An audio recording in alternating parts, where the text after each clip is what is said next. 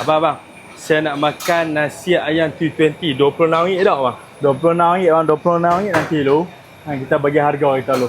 Boleh tengok macam mana. Okey. Okey, boleh. Okey, jom. Mula-mula bang kita buat salad tomato timun fresh mah bang. 3 combination untuk kita buat nasi satu. Yang tu tak habis bang. Satu tak habis bang. Kemudian kita bubuh ni bang. Tak habis lagi. Tak habis bang. Bang, tak habis. Kita bubuh lagi. Nasi lagi satu skop. Jadi 2 skop bang. Udah nasi double. Double. Boleh habis kan ni bang? InsyaAllah lah. Kalau makan kita makan nasi ayam ni. Ayam 2 kilo punya ayam. Potong lu. Perak kita bagi. Ni potong. Bismillah. Wah, ayam ni kau boleh pilih abang tu. Boleh pilih bang.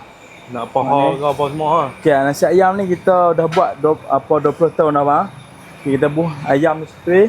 Nasi seburai pula iaitu. Dan kita ambil sup. Sup sekok lembu bang. Sup yang sama kita pakai bang lah. Bismillah. Panas. Sup sekok lembu je bagi.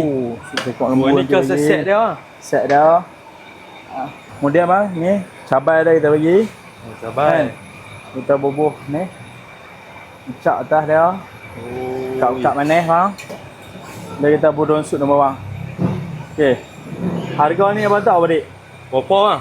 Bau RM16. RM16 macam ni? RM16. Oh, yang ni betul-betul bang pemilik bang tu. InsyaAllah lah, insyaAllah. Kalau single ni bang. Single nasi satu, betul ayam ni potong lah. Kan, atas paha saja kan. Bawa RM8 setengah. Oh, dengan sup premium je ya? Sup premium. Mahal ke murah bang? Cuba komen. Mahal ke murah?